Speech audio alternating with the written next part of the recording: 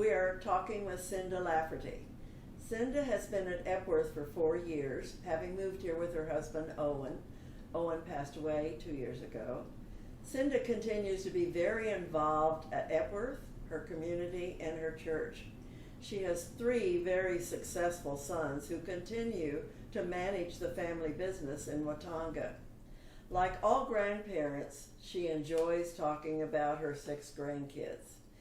There's so much more to learn about Cinda, and she's a delightful lady that I love to know, and let's all begin with her telling her own story. So Cinda, tell us about where it all began for you in Watonga, Oklahoma. Well, I was born and raised in Watonga and lived there all my life until I went away to college. I went to grade school, middle school, and high school there. I was very active in school. I was in the honor programs. I was a twirler in the band, and I loved school. I wasn't in athletics, but I did the other things, and I was real happy growing up in Watonga. Tell us about your college years. Well, I started at a girls' school in Gulfport, Mississippi, Gulf Park, and did my freshman year there.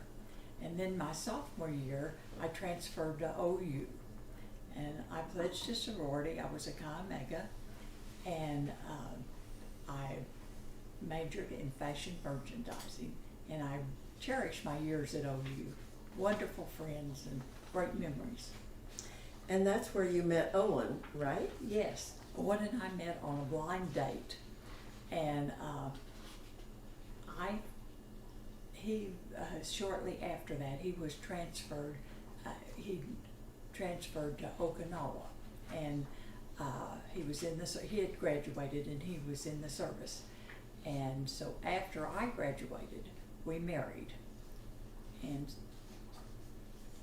we lived in Wichita, Kansas for a while till he finished his Air Force.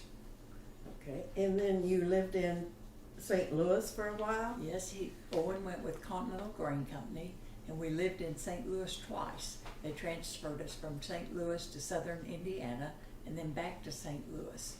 And those were wonderful years. 2 of our sons were born during that time, and we have just close friends that we've kept for a lifetime from those experiences. And then you and Owen moved to the Texas Panhandle. Tell us about White Deer. Yes, Owen went into the family business, and we had an operation in Texas that he managed, and so we moved to the Texas Panhandle, and we moved to a small town, White Deer, Texas. It was 1,000 people, and we raised our family there and lived there 21 years. And then we moved to Pampa for 9 years and Amarillo for 9 before coming back to Oklahoma. When you were in White Deer, I understand that you got involved in the school board? Yes, I ran for school board, and I was the first woman elected to the school board there. And then I also served as the first woman president of the school. And I was very active in the school activities.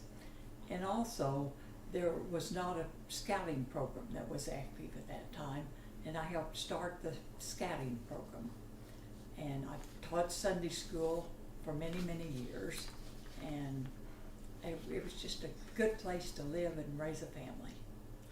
Well, when the boys went off to college, I understand you experienced the empty nesters situation. Tell us about what you and your friend Linda did. Well, we had children about the same age, so they were going to be leaving home about the same time. And we had both been stay-at-home moms, and we decided that we couldn't just sit and do nothing. So we decided to think of a business that we'd like to do. And we both like to travel. And we thought, oh, well, let's just start our own little travel group. So that's what we did. And we had a wonderful following of people that went with us. We did it for about 10 years. And we started, our first trips were from the Texas Panhandle to Santa Fe to the Opera. And we named our business Premier. And we would reserve a Greyhound bus, and we had aprons made with a bow tie. Our insignia was a bow tie. We had black aprons with a white bow tie on it. And when they board the bus, we started it by serving gourmet box lunches. And then we served wine, and we just had a wonderful time all the way to Santa Fe. And when we got to Santa Fe, of course, we had good accommodations and went to the opera and went to the best restaurants, and it was a great experience. And then from there, we decided to go. We both love New York, and we started.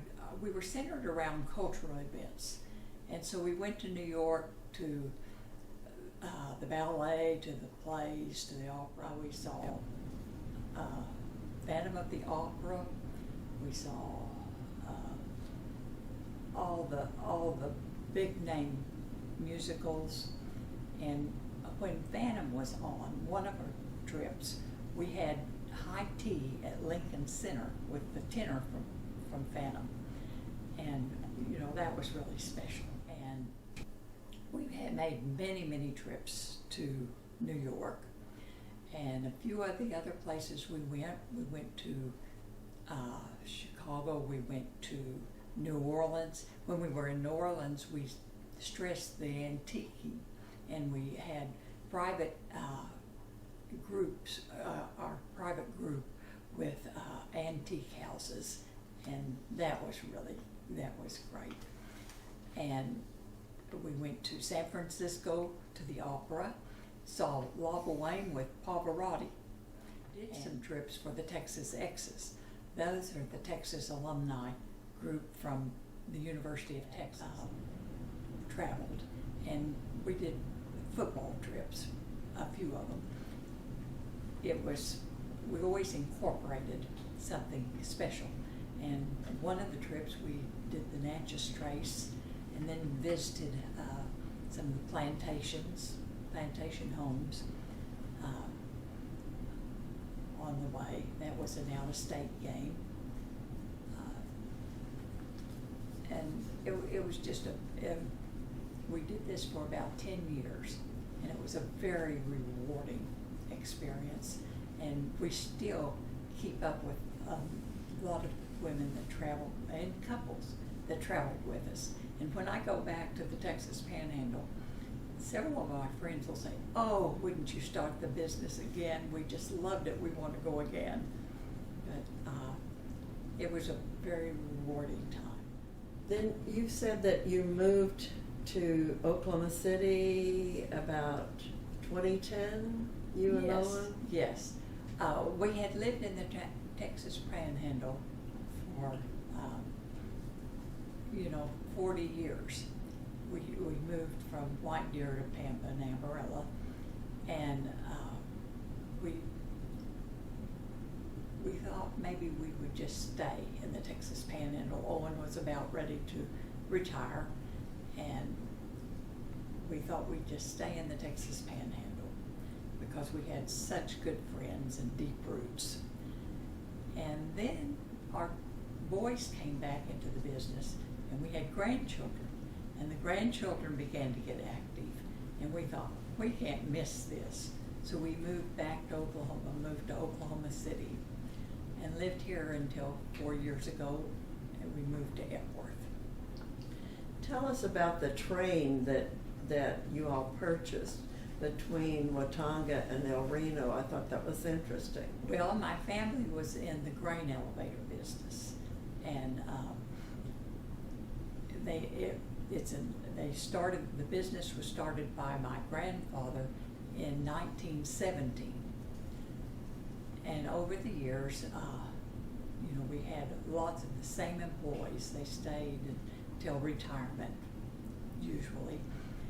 And then the boys came in, and during that early time, the Rock Island, the elevator in Watonga was on the Rock Island line, and Rock Island went under.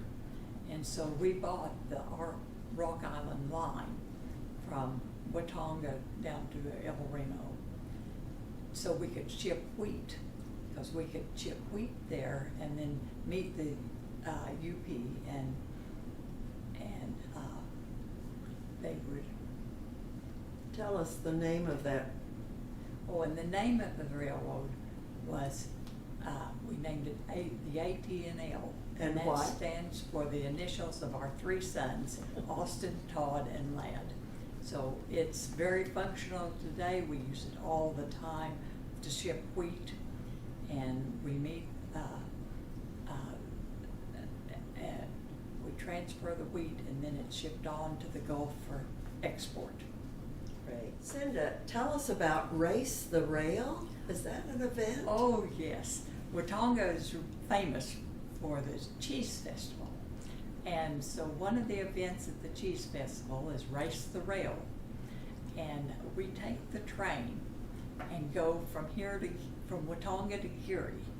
And the bicyclers ride on the highway by the train. And they try to beat the train. And they go, it's a round trip. And they go to Curie and round trip back to Watonga. And we have a big group that comes every year, and it's fun and just a great event. Well, now that you're here at Epworth, I'm relatively new, but I heard about the Kentucky Derby when I first came here. Can you tell us a little bit about your good friend Jim and the Kentucky Derby event? Well, Jim and I had a connection very early because his first cousin was my best friend in Watonga growing up. So we had a long time connection. And so we went, when we moved here, Jim and Linda and Owen and I did quite a bit together. And then we both lost our spouses about the same time. So we began to do some things together, and he did he's always done the Kentucky Derby party. And so I stepped in and helped him a little bit, and he's a great party giver and lots of fun to work with. We had a good time. And I know you continue to be very involved, you and Jim, in the Philharmonic, the Yes, symphony. we both love the music. We love plays. We like all of that, and we go very frequently to those events. Thank you, Cinda, for an interesting and delightful story of your life. I find it fascinating that you have accomplished so much.